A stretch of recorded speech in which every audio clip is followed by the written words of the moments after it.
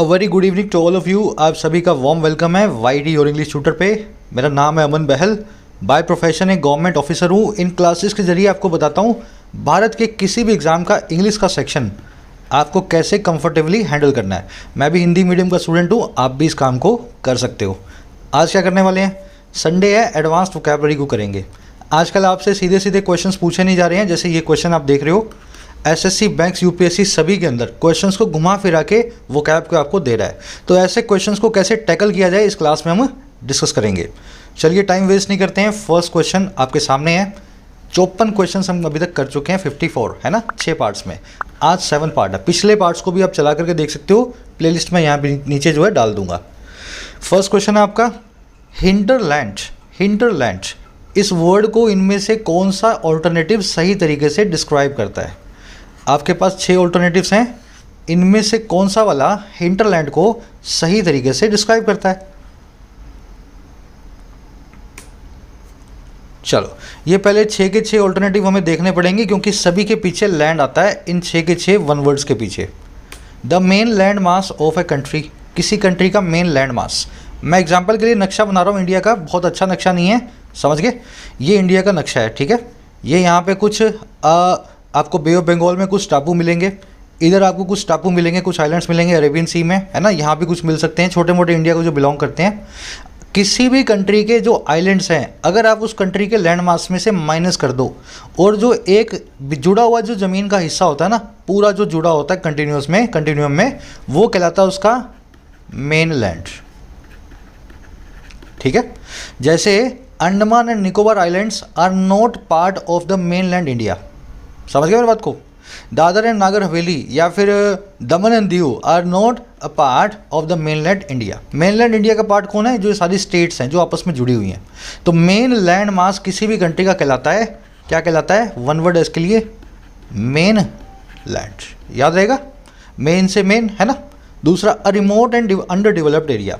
कभी कभी आप कहीं बस से या ट्रेन से जा रहे हो, तो रास्ते में जंगल में आपको कुछ बने हुए घर दिखेंगे, आपको लगेगा यहाँ पे आबादी रहती है, लेकिन वहाँ पे कोई सड़क नहीं होगी और बहुत ही अंदर जाकर के एरिया होगा, कोई जंगल के अंदर अंडर डेवलप्ड सा एरिया होगा, शायद बिजली की लाइंस भी ना हो। ऐसे एरियाज को हम बोलते हैं हिंटरलैंड। हिंदी में बोलते हैं बियाबान, जंगल बियाबान, जहाँ पे कुछ भी नहीं है, रोशनी भी नहीं है, लाइट भी नहीं है, सड़क भी नहीं है, पानी भी नहीं है, फिर भी लोग जंगल वंगल में रहते हैं। इसको आप इंटर से याद रखें। इंटर मतलब बहुत अंदर वाला, इंटर मतलब अंदर वाला, तो हिंटरलैंड मतलब अंदरूनी लैंड, समझ गए। अब देखो तीसरा वाला, the central and most important region of something. Second वाला आपका आंसर बन चुका है हिंटरलैंड, है ना, a remote and under developed area. अब थर्ड वाला देख रहे हैं अपने, the central and most important region of something, किसी भी चीज़ का सबसे इंपॉर्टेंट रीजन।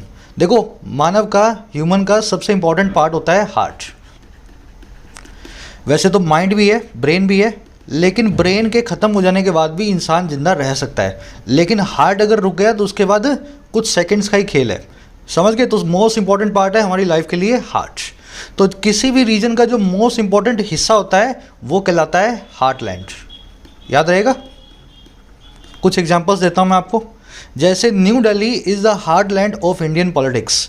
नई दिल्ली जो है इंडियन पॉलिटिक्स का हार्टलैंड है, इंडियन पॉलिटिक्स का मोस्ट इंपॉर्टेंट रीजन है। जैसे the Ganga basin is the heartland of Indus valley civilization. Ganga का जो बेसिन है वो हार्टलैंड था इंडस वैली सिंधु घाटी सभ्यता जो है सिविलाइजेशन का मोस्ट इंपॉर्टेंट पार्ट था। इस तरीके से आप हार्टलैंड नाम के वर्ड को याद रखें। Bengaluru and southern India are the heartland of Indian software industry. जो बेंगलोर है या मैंगलोर है वो इंडियन सॉफ्टवेयर इंडस्ट्री का हार्टलैंड है, सबसे इंपॉर्टेंट एरिया है। तो हार्ट प्लस में लैंड, ऐसे ही याद रखना है कनेक्ट करके। अब चौथा देख लो, a region covered with trees and shrubs. एक ऐसा रीजन जो झाड़ियों और पेड़ों से कवर्ड है, इसको बोलते हैं वुडलैंड, और इसको टिम्बर लैंड भी बोलते हैं, क्योंकि टिम्बर वुड का एक सिनोनिम है, ठीक है। टिम्बर और वुड एक दूसरे के सिनोनिम है, तो वुडलैंड बोल दो, टिम्बर लैंड बोल दो। लास्ट में बचा अ हिल स्टेशन, इसको बोलते हैं हाईलैंड, हाईलैंड। और कोई बहुत निचला एरिया तो उसको लो लैंड बोल दोगे, बड़ी बट नेचुरल बात है ना, हाईलैंड और लो लैंड। अच्छा, a low lying area saturated with water. एक निचला एरिया, लो लैंड एरिया जो वाटर से सैचुरेटेड है, जिसकी मिट्टी में पानी ही पानी है ना, कीचड़ जैसा बना हुआ है। इसको आप 2 वर्ड से बताते हैं, एक तो वेटलैंड और एक मार्शलैंड। ये लैंड से बनने वाले सारे के सारे वन वर्ड एक साथ मैंने आपको एक ही क्वेश्चन में करवा दिए। समझ गए? वेटलैंड क्यों? क्योंकि गीला है। मार्शलैंड मतलब मार्श मतलब दलदल, तो दलदला है, दलदला वाला है, तो मार्शलैंड है ना, मार्शलैंड भी बोल सकते हैं उसको। रिपीट कर दूं सारे के सारे। Main land mass of a country is main land. Main से मेन को कनेक्ट कर लेना। इसमें टापू जो है, आइलैंड जो है, कनेक्टेड नहीं होते मेन लैंड के अंदर। Remote under developed area hinterland, जो कि इंटर होता है, बहुत अंदर होता है। Center and most important region heart, क्योंकि हार्ट सबसे इंपॉर्टेंट पार्ट है बॉडी का, heartland. A region with covered with trees and shrubs, woodland या टिम्बरलैंड। वुडलैंड या टिम्बरलैंड, क्योंकि टिम्बर और वुड एक दूसरे के सिनोनिम है। वुड मतलब जंगल। हिल स्टेशन मतलब हाईलैंड। निचला एरिया मतलब लो लैंड। ऐसा एरिया जो सैचुरेटेड विद वाटर है, लो लाइंग एरिया है, इसको या तो वेटलैंड या मार्शलैंड। मार्शलैंड मतलब दलदली जगह। चलिए आगे बढ़ते हैं नेक्स्ट क्वेश्चन की तरफ। ये क्वेश्चन मैंने आपसे पिछले वाले में पूछा था, 54 नंबर, आपको इसका रिप्लाई करना था। अब इसको मैं आपको डिटेल में समझा देता हूँ, ठीक है। 6th वीडियो में मैंने आपसे इस क्वेश्चन को फ्रेम किया था। उससे पहले अपनी ऐप को डाउनलोड कर लेना। Your English tutor play store पे अवेलेबल है, गूगल पे, है ना। ये जो मैं आपको सब करवा रहा हूँ, यही सारा क्वालिटी कंटेंट मैंने डिज़ाइन किया हुआ है, ऐप के ऊपर आपको मिलता है अफोर्डेबल प्राइसेस में। आप स्टोर टैब में जाओगे ऐप की, आपको दिखेंगे कोर्सेज, जैसे राइटिंग स्किल्स का है, बेसिक से एडवांस लेवल तक आपको इंग्लिश में कैसे आना है, पेन कहाँ से पकड़ोगे, पहला सेंटेंस कैसे बनाओगे और यूपीएससी का आंसर तक कैसे पहुँचोगे, बैंक्स, एसएससी और आइल्स का कैसे लिखोगे, हर चीज़ इस कोर्स में कवर्ड है।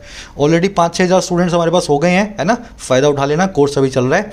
इस कोर्स की कीमत है 699, लेकिन दिवाली के मौके पे 31 अक्टूबर यानी आज रात तक आप इसको 475 रुपये में अवेल कर सकते हो इस कोड के साथ। बैंकिंग का भी कॉम्बो है, प्री और मेंस दोनों का, क्लरिकल और पीओ का। एग्जाम आपके नज़दीक है, 1 महीने की वैलिडिटी के साथ में इसको भी आप एक्सेस करें 124 में 199 की जगह, इस कोड को लगा के। आज रात तक वैलिड है, फ़ायदा उठा लेना। बाकी कोर्सेज आपको अलग अलग भी मिल जाएंगे, प्रीलिम्स का, एसएससी का, मेंस का, है ना। 50-50 रुपये में आप इनकी भी तैयारी कर सकते हो। चलिए, ऐप रिलेटेड कोई भी क्वेरी हो इस नंबर पे आप मैसेज करें, व्हाट्सअप करें, या ऐप के चैट सेक्शन में जाकर के आप मुझे मैसेज कर सकते हैं। कह रहा 1 word for a religious school. एक रिलीजियस स्कूल के लिए एक 1 वर्ड क्या होगा? सेमिनल, सेमिनरी, सोमनीफेरस और सम्पचुअस। बहुत अच्छे वर्ड्स हैं, चारों ही वर्ड्स बहुत अच्छे वर्ड्स हैं। चलो चारों वर्ड्स को समझ लें तोड़ के। देखो, सेमिनरी होता है रिलीजियस स्कूल, ठीक है। रिलीजियस स्कूल मतलब जहाँ पे मदरसा वदरसा या कोई ऐसे कॉन्वेंट स्कूल होते हैं ना, जहाँ पे क्रिश्चियनिटी की, हिंदुइज्म की या इस्लाम की पढ़ाई आपको करवाई जाए, सेमिनरी। ये तो आपने पकड़ लिया इस वर्ड को। बाकी के 3 वर्ड्स देखो, इनका मतलब क्या होता है। देखो, सोमनीफेरस होता है सोमनो रूट से बना हुआ। सोमनी रूट का मतलब होता है नींद, यानी कि स्लीप, ठीक है। सोमनीफेरस हर वो चीज़ है, हर वो दवाई है, हर वो ट्रीटमेंट है जो आपको स्लीप दिलाए, जो आपको नींद में लाए। अगर कोई दवा खा लिया आपने जिससे नींद आ रही है तो वो सोमनीफेरस है। अगर किसी आदमी ने आपको गाना सुनाया, गाना सुन के आपको नींद आ गई तो वो सोमनीफेरस है। कोई आप प्रोग्राम देख रहे हो, टीवी प्रोग्राम, आप बोर हो गए, नींद आ गई, तो वो भी सोमनीफेरस है। समझ गए? हर वो चीज़ जो आपको नींद इंड्यूस करे, खास करके ड्रग्स के लिए इस सोमनीफेरस नाम के वर्ड को यूज़ करते हैं। डॉक्टर की दवाई में देखना, आप प्रिस्क्रिप्शन लिस्ट के अंदर वो लिखेगा सोमनीफेरस लिख रहा हूँ मैं आपके लिए, मतलब नींद की दवा लिख रहा हूँ, आपको नींद जो है ज़रूरी है। सोमनीफेरस पकड़ लिया आपने, नींद वाला। अब एक वर्ड है अपने पास सेमिनल। ये वर्ड बना है सीमन से। सीमन आप जानते हो ना, मेल सीमन होता है जिसमें से जो एग्स को जाके फर्टिलाइज करता है और आगे रिप्रोडक्शन होता है। सीमन से हमने बनाया सेमिनल नाम का वर्ड। हर वो चीज़ सेमिनल है जो कुछ ओरिजिनेट करती है, जो ओरिजिनल है, अपने आप में यूनिक है, जो बहुत ही तारीफ के लायक है, कुछ नया काम है, वो सेमिनल काम है। समझ गए ना? सीमन क्या करता है? कुछ ओरिजिनेट करेगा, एग्स को फर्टिलाइज करेगा, है ना, रिप्रोडक्शन के साइकिल को आगे बढ़ाएगा। तो सीमन से सेमिनल नाम का वर्ड बना लिया। हर वो काम जो कुछ नया ओरिजिनेट करे, कुछ सृजन करे, कुछ अपने आप में बेहतरीन हो, अलग तरीके का हो, वो कहलाएगा सेमिनल। समझ गए? कलाम साहब ने कोई नई मिसाइल बना दी, ये अपने आप में एक सेमिनल वर्क है। होमी जहांगीर बाबा ने हमें न्यूक्लियर वेपन्स दिए, it was a seminal work for India. समझ गए ना? ओरिजिनल वर्क था, पहली बार किसी ने इंडिया के लिए ऐसा किया था। याद रहेगा ये वर्ड सीमन से। सेमिनरी हो गया, सोमनीफेरस बता दिया, सोमनो से। ये वर्ड बना है सम्पशन से, सम्पचस, ये SUMT, ये एक रूट होती है सम्प्ट, इसका मतलब होता है एक्सपेंडिचर करना, ठीक है। इसको आप कंजम्पशन में भी देखते हो, कंजम्पशन नाम का वर्ड। कंजम्पशन मतलब कंज्यूम करना, एक्सपेंडिचर करना, कुछ खर्चा किया, बाजार से लाए, कंज्यूम कर दिया, कंजम्पशन। समझ रहे हो ना? खर्चा करने को कहते हैं संप, है ना, संप। सम्पचस हर वो चीज़ है जिस पे बड़ा खर्चा हुआ है। इन अदर वर्ड्स लग्जूरियस चीज़ों को हम सम्चुअस बोलते हैं। आप होटल में गए, रूम बड़ा अच्छा लगा आपको देख करके, 5 स्टार में गए थे आप, तो आपने आकर अपने दोस्त को बताया the rooms and the ambience was sumptuous. जो कमरा था और जो एनवायरनमेंट था अंदर का बड़ा ही लग्जूरियस था। समझ गए ना? आपकी कोई गाड़ी है तो वो लग्जूरियस गाड़ी होती है, तो वो सम्चुअस गाड़ी भी हो सकती है क्योंकि उस पर बड़ा खर्चा हुआ है। तो इसको कंजम्पशन यानी सम्प नाम के रूट से आप पकड़ के रखना। चलिए आगे बढ़े। आपका आंसर बन गया यहाँ पे सेमिनरी, एक रिलीजियस स्कूल। डिटेल में पढ़ो, जो पढ़ो और नोट्स बनाओ अपने साथ साथ, ताकि ये चीज़ें आपके साथ रिटेन रहे, है ना। मैं इसीलिए आपको डिटेल में बता रहा हूँ ताकि आप बाद में नोट्स को रिवाइज कर सको पेपर से पहले। अगला क्वेश्चन आपका, आपसे एक वर्ड दिया गया कॉन्सर्ट, ठीक है, कॉन्सर्ट। कॉन्सर्ट आपसे पूछ रहा है कॉन्सर्ट वर्ड जो है कहाँ पे सही तरीके से यूज़ नहीं हुआ, has not been used correctly, जो है करेक्टली। चलो करवा दूं, आराम से वीडियो को पहले पॉज करके अपना देख लो, फिर मैं जो बताऊंगा उससे आप रिलेट करने की कोशिश करना। एक वर्ड होता है कॉन्सर्ट, कॉन्सर्ट, इसके 2 मीनिंग होते हैं। पहला मीनिंग होता है अ म्यूजिकल इवेंट। आपने सुना होगा ना यार, कॉन्सर्ट की 2 टिकट्स हैं हमारे पास, है ना, आ जाओ अपने ज़रा कॉन्सर्ट को सुन के आते हैं, ये वाला सिंगर आ रहा है, ये वाली सिंगर नहीं आ रही है, समझ गए ना। तो musical event is called a concert, ठीक है। अच्छा, इसका दूसरा मीनिंग होता है आपस का कोऑपरेशन या हार्मनी। हार्मनी मतलब आपस का कोऑपरेशन ही कहलाता है, सद्भाव, है ना। जब मिला जुला काम होता है उसको बोलते हैं कॉन्सर्ट। ये वर्ड कैसे बना है हार्मनी वाला मीनिंग? म्यूजिकल इवेंट में अगर कोऑपरेशन ना करें, अगर सिंक्रोनाइज ना करें अपने म्यूजिकल स्किल्स को सारे के सारे जो वहाँ के कलाकार हैं, तो वो कॉन्सर्ट हो ही ना पाए। कॉन्सर्ट का मीनिंग यही है कि 5 लोग एक बैंड में आएंगे, एक साथ मिलके सिंक्रोनाइजेशन में हार्मनी के साथ कुछ बजाएंगे और हमें मजा आएगा। तो हमने इसका एक मीनिंग निकाल दिया म्यूजिकल इवेंट, दूसरा मीनिंग निकाल दिया हार्मनी, आपस का मेलजोल या कोऑपरेशन, ठीक है। अब कॉन्सर्ट का वर्ब फॉर्म में मीनिंग, ये तो दोनों हो गए नाउन फॉर्म में। वर्ब फॉर्म में मीनिंग हो गया हार्मनी को दिखाना, लोगों को मेल भाव करवाना, है ना, कोऑर्डिनेशन करवाना। इसी से एक वर्ड बनता है एडजेक्टिव फॉर्म में कंसर्टेड, कॉन्सर्टेड, पीछे ईडी लगा के वर्ब की 3rd फॉर्म बना के। इसका मतलब क्या होता है? कोऑपरेशन वाला, मिला जुला। जैसे केंद्र सरकार और राज्य सरकारें कंसर्टेड एफर्ट्स कर रही हैं वैक्सीनेशन के लिए, मिले जुले एफर्ट्स कर रही हैं। केंद्र और राज्य सरकारें मिलजुल करके हाथ में हाथ मिला करके कंसर्टेड मैनर में वैक्सीनेशन करवा रही हैं देशवासियों का। समझ गए ना? ये कंसर्ट वर्ड अब मैंने आपके सामने ब्रेक कर दिया पूरा। Musical event is a concert, आपस का cooperation is a concert. Verb form में कॉन्सर्ट का मतलब होता है कोऑपरेशन लाना, और इसकी वर्ब की 3rd फॉर्म एडजेक्टिव बना दो तो इसका मतलब होता है मिला जुला, सहयोग वाला, कोऑपरेशन वाला, कंसर्टेड। अब एक देखो, ये वर्ड तो आपने समझ लिया, इसको अब देखो कहाँ पे सही तरीके से यूज़ किया गया है। In order to concert their differences all major parties of the country called for a joint session.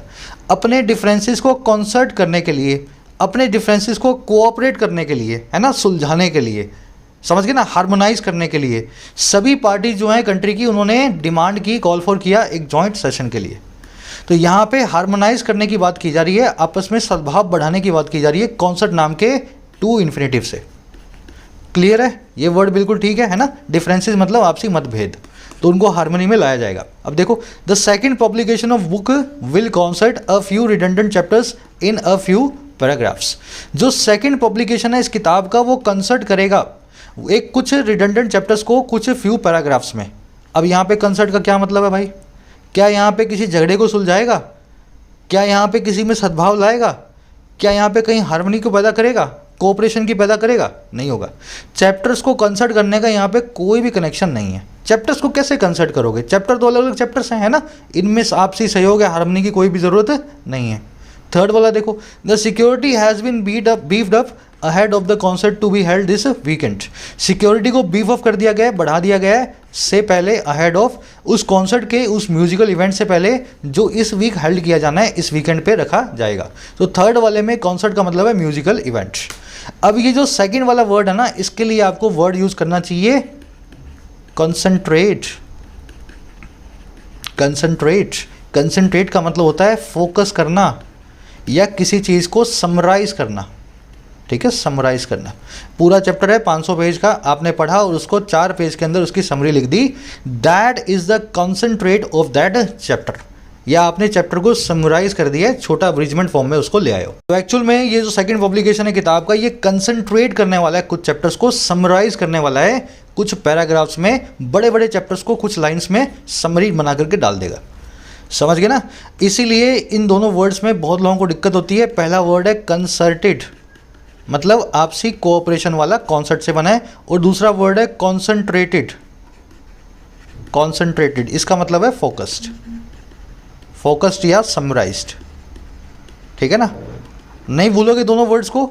पहला वर्ड कंसर्ट से कंसर्टेड, दूसरा कॉन्सेंट्रेट से कॉन्सेंट्रेटेड। यहाँ पे समरी लिखी जाती है और यहाँ पे कोऑपरेशन होता है, आपसी हार्मनी की, सद्भाव की बात की जाती है। अगर वोकैब शीट अपनी देखोगे वहाँ पे सारे वर्ड्स आपको इसी तरीके से मिलेंगे, जैसे कंसर्टेड है ना, कोऑर्डिनेटेड एंड प्री प्लान्ड, पहले से जो आपने आपसी सहयोग से बनाया हुआ है।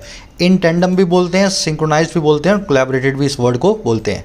इसी वोकैब शीट में सब कुछ है, यहीं से मैं आपको एक्सप्लेन कर रहा हूँ चीज़ों को, क्वेश्चन बना बना के। चलो आगे बढ़े, आ जाओ। नेक्स्ट क्वेश्चन है आपका, इनमें से रेव नाम की फ्रेजल वर्ब को किस सेंटेंस में सही तरीके से यूज़ किया गया है? बहुत अच्छा क्वेश्चन है, और लाइक्स और शेयर्स मत रुकने देना। प्यार दोगे तो इन वीडियोस को बनाता रहूँगा।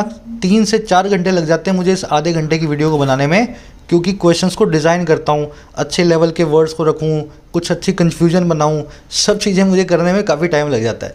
तो मैं तभी मोटिवेटेड रहूँगा जब आपका प्यार मिलेगा। रेव अप का बता दो, इन तीनों में से किस वाले वर्ड जो है सेंटेंस में सही तरीके से यूज्ड है?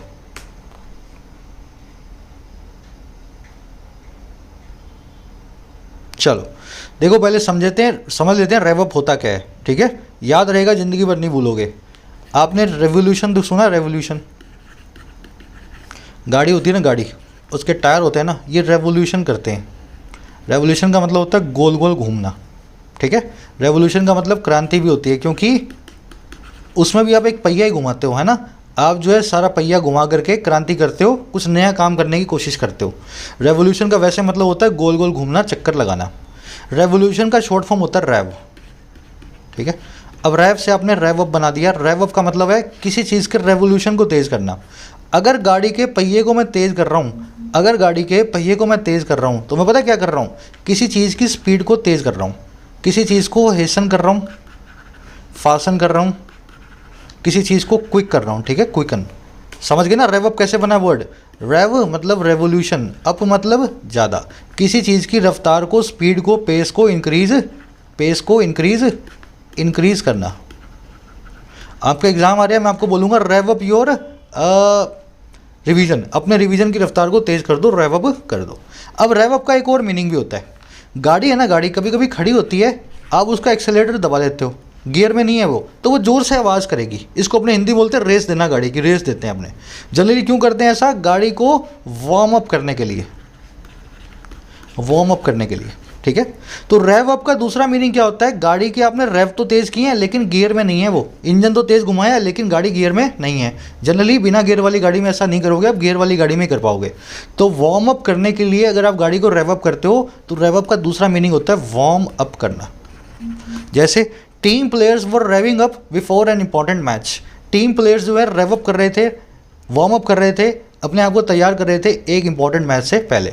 तो रेव अप नाम के वर्ड के 2 मीनिंग है। ठीक है, रेव अप नाम के वर्ड के 2 मीनिंग है। पहला मीनिंग है वार्म अप करना, अपने आप को तैयार करना। दूसरा मीनिंग है किसी चीज़ के पेस को, रफ्तार को तेज़ करना, पेस को क्विक करना।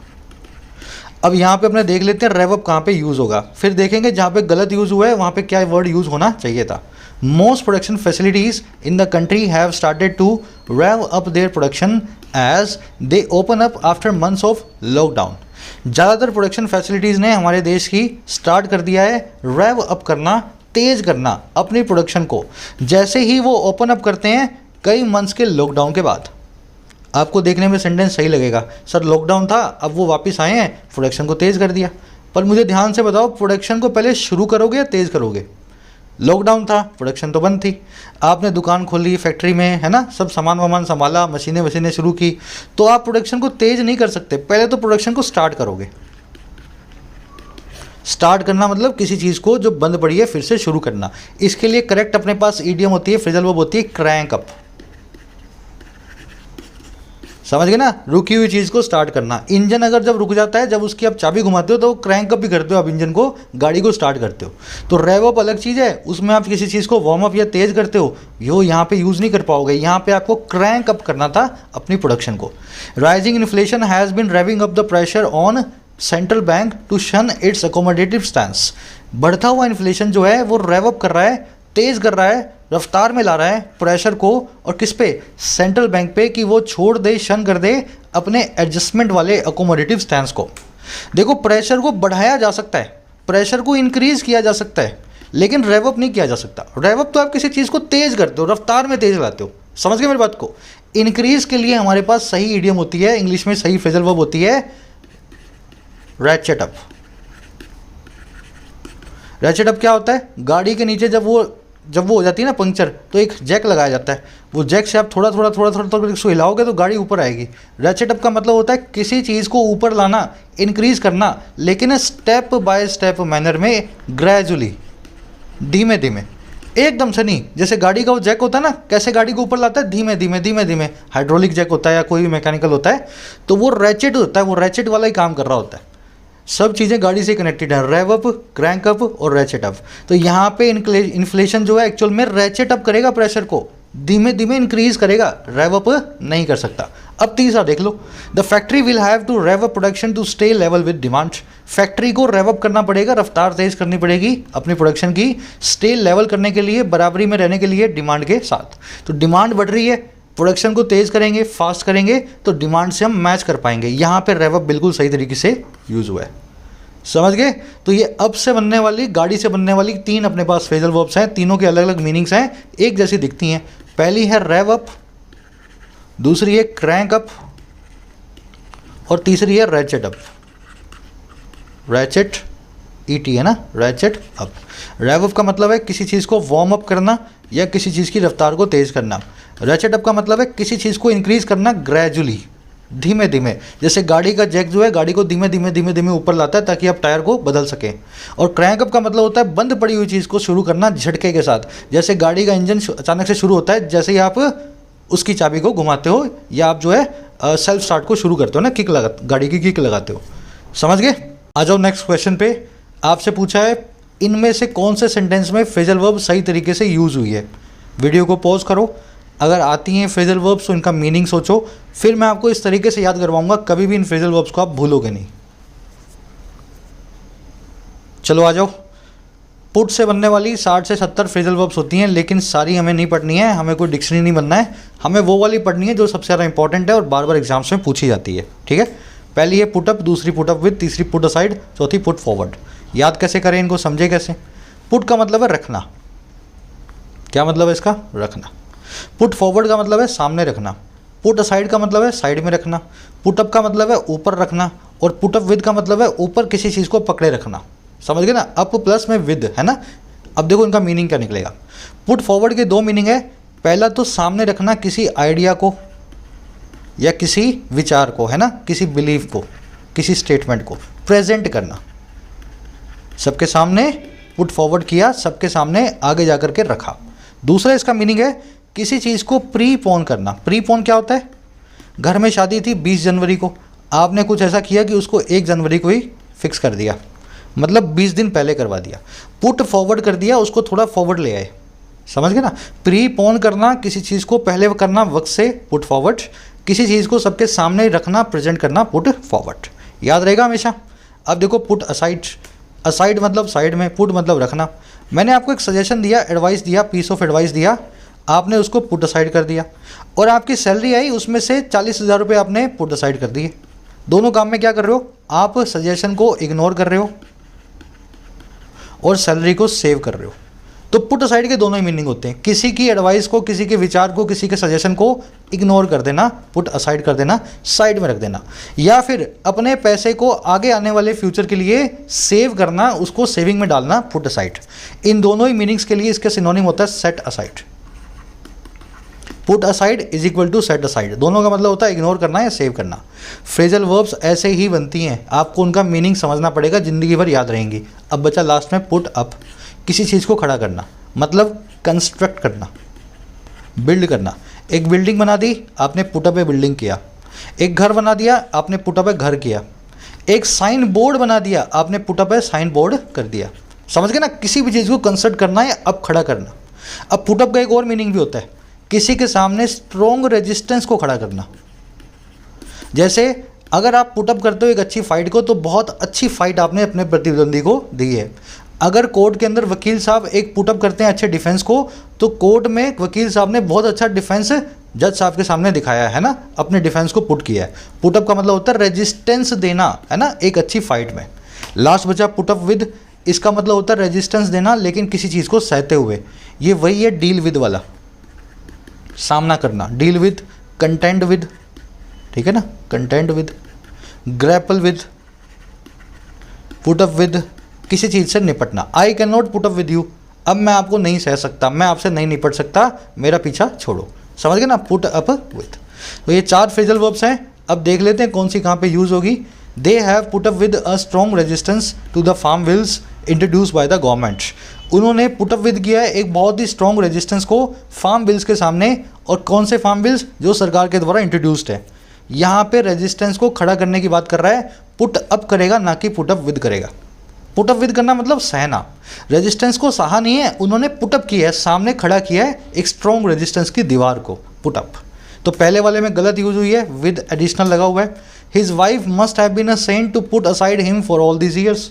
उसकी वाइफ जरूर ही एक संत होगी उसको पुट असाइड करने के लिए इन सारे सालों में, ऑल दीज ईयर्स में। तो एक्चुअल में उसकी वाइफ एक संत है उसको सहने की वजह से, ऐसे आदमी के साथ रहने की वजह से। तो पुट असाइड नहीं, पुट अप विद आप यहाँ पे लगाएंगे।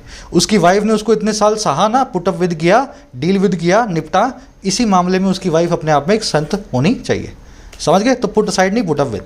यहाँ देखो, most middle class families put up some money every month to save for the rainy days. ज़्यादातर middle class family put up करती हैं कुछ मनी को हर महीने, ताकि रेनी डेज के लिए सेव करें। रेनी डेज मतलब बुरे दिन, कभी आगे आपको नौकरी चली गई, ज़्यादा ज़रूरत होगी, घर में बीमारी आ गई, कोई ऐसा काम, वो कहलाएगा रेनी डे। तो रेनी डेज के लिए कुछ पैसे को सेव करती हैं। सेव किससे करोगे भाई? पुट असाइड से या सेट असाइड से। पुट और सेट असाइड दोनों एक ही बात है। तो तीनों को मैंने मिक्स कर दिया था। ये वाली आएगी यहाँ पे, ये वाली आएगी यहाँ पे, और ये वाली आएगी यहाँ पे। समझ गए? याद रहेंगी चारों? चलो आगे बढ़ जाओ। लास्ट क्वेश्चन है अपना आज का। ये आपसे पूछ रहा है एक वन वर्ड, इन चारों में से कौन वन वर्ड बनेगा? एब्रीवेशन या एब्रिजमेंट समथिंग। अब ये दोनों वर्ड भी आपको पता होने चाहिए पहले हैं क्या, एब्रीवेशन और एब्रिजमेंट। चलो, एब्रीवेशन का मतलब और एब्रिजमेंट का मतलब होता है कंसाइज फॉर्म, शॉर्ट फॉर्म, या फिर इसको बोल सकते हैं समरी। ठीक है, समरी या concise form is called abbreviation या एब्रिजमेंट ऑफ समथिंग। अब बताओ चारों वर्ड के क्या मीनिंग है और इनमें से कौन सा वर्ड समरी से कनेक्टेड है? चलो चारों वर्ड आपको समझा देता हूं। माउंट मतलब पहाड़, माउंटेन। पैरामाउंट मतलब सबसे ऊंचा पहाड़, सबसे ऊंचा पहाड़ पैरामाउंट है। ठीक है, पैरामाउंट। अब पैरामाउंट से मीनिंग क्या निकला? पहाड़ से मत कनेक्ट करो इसको। सबसे ज़्यादा इंपॉर्टेंट चीज़ आपकी ज़िंदगी की या जिस मामले की बात हो रही है उस मामले के लिए। जैसे hard work is Paramount for success. Hard work जो है सक्सेस के लिए सबसे इंपॉर्टेंट है। या आप यूँ बोल दो, talent is Paramount for your success. Talent आपकी कामयाबी के लिए सबसे ज़्यादा इंपॉर्टेंट है। तो most important thing is called, the most important thing is called Paramount. ठीक है, माउंट से याद रखना सबसे ऊंचा पहाड़, सबसे ज़्यादा इंपॉर्टेंट चीज़। अब 3 वर्ड्स हैं, पैराडाइम, पैरागॉन और एपिटमी। तीनों का मतलब होता है perfect example of something. Example दे दूं एक, जैसे India is a paradigm, paragon या an epitome for a culturally diverse country. कोई भी कल्चरली डाइवर्स कंट्री देखनी हो जो 150 बिलियन पॉपुलेशन की हो, मतलब 1.5 बिलियन पॉपुलेशन की हो, 150 करोड़ की, आप इंडिया को देख लो। India is the perfect example. समझ गए ना? पैराडाइम, पैरागॉन जो है एपिटमी। अब आप बोलोगे सर कहीं पे ये एब्रिजमेंट या एब्रीवेशन तो आया ही नहीं। एपिटमी का एक और मीनिंग भी होता है एब्रिजमेंट या एब्रीवेशन या किसी चीज़ की समरी, क्योंकि परफेक्ट एग्जाम्पल एक्चुअल में वो समरी ही होता है। एपिटमी हो ना आप किसी चीज़ की, परफेक्ट एग्जाम्पल हो आप उस चीज़ के, बेस्ट एग्जाम्पल हो आप उस फील्ड के अंदर जो भी काम हुए आज तक उन सब की समरी की जैसे ही तो हो आप, है ना। एपिटमी का एक एडिशनल जो है मीनिंग होता है किसी चीज़ की समरी। इन दोनों का नहीं होता, याद रखना। ये दोनों एपिटमी के सिनोनिम तो हैं, लेकिन एपिटमी का एक एडिशनल मीनिंग होता है किसी चीज़ की summary. Paragon, paradigm, epitome, perfect examples. ठीक है, पैरामाउंट मोस्ट इंपॉर्टेंट, याद रहेंगे। नोट्स बना लेना। और हाँ, चलो मैं आपको बताता हूँ अभी नोट्स कैसे बनाने हैं। ये 60वां क्वेश्चन है, लास्ट क्वेश्चन है, ये मैं आपको करने के लिए दे रहा हूँ। ठीक है, वैक्वस, इस वर्ड का मीनिंग क्या होता है इन चारों में से? ये वर्ड को मैं यहाँ पे करवा चुका हूँ, वोकैब शीट खोलोगे तो आपको मिल जाएगा, आराम से ढूंढ लो, सोच लो, कोशिश कर लो, है ना। इसकी मैंने आपको बड़ी अच्छी निशानी बताई थी, वैक्यूम से, वैक्यूम से। ठीक है, वैक्यूम से ये वर्ड बनता है। कोशिश करो, नेक्स्ट क्लास में इसी वर्ड से मैं आपको शुरू करवाऊंगा। फर्स्ट कमेंट में इसी वीडियो के नीचे डिटेल्ड एक्सप्लेनेशन इस वर्ड की आपको मिलेगी, इसी वीडियो का फर्स्ट कमेंट खोल लेना। अब बात आती है नोट्स की। ठीक है, देखो नोट्स वो होते हैं, आपको मैं एक लाइन में आसान तरीके से बता देता हूँ, जो आपको समझ आए। और आपको सबसे ज़्यादा समझ आने वाले नोट्स वो होते हैं जो आप खुद अपने हाथ से बनाते हो। अगर ज़िंदगी में कामयाब होना चाहते हो, और कामयाबी का कोई पैमाना नहीं है, हो सकता है आपके लिए क्लर्क का पेपर ही कामयाबी हो सकता है आप जो है आईएएस बनने के बाद भी कामयाब ना समझें। ज़िंदगी में कामयाबी चाहते हो ना, वो कामयाबी जो आप चाहते हो, तो ज़िंदगी में किसी नोट्स के भरोसे मत रहना, किसी और के। मेरे नोट्स तुम्हारे काम नहीं आएंगे, लिख करके देता हूँ, समझ लेना। मेरे नोट्स या किसी के भी नोट्स तुम्हारे काम आ ही नहीं सकते। अगर वो नोट्स 100% तुम अपने हाथ से बनाओगे, समझ में आते होंगे, पेपर से पहले शॉर्ट फॉर्म में उन नोट्स को आप 2 घंटे में रिवाइज कर सकते हो, वही नोट्स हैं, बाकी सब तो मोह माया है। ठीक है, तो ऐसे जिद मत किया करो कमेंट सेक्शन में, सर नोट्स कहाँ गए, नोट्स दे दो। नहीं आएंगे तेरे काम भाई, तू अपने बना, अपने रिवाइज कर, तभी आगे बढ़ेगा। बाकी इसके मैं पीडीएफ डाल रहा हूँ नीचे नोट्स के हिसाब से, अगर आपको चाहिए हो तो उस पीडीएफ को निकाल लेना, हेल्प ले लेना। मुलाकात होगी नेक्स्ट वीडियो में। ज़रूर से एक लाइक और एक शेयर देना। सेशंस बहुत एफर्ट लेते हैं बनाने में, लेकिन मुझे मज़ा आता है। मुझे तो ऐसे काम करने में मज़ा आता है जो यूट्यूब पे कोई और ना कर रहा हो। अच्छा, कोई भी क्वेरी हो रिलेटिंग टू ऐप, इस नंबर पे आप व्हाट्सअप करें, आपको रिप्लाई मिल जाएगा। या ऐप के अंदर भी चैट सेक्शन है, वहाँ पे भी आप मुझसे चैट कर सकते हैं, सवाल पूछ सकते हैं। Until then, signing out.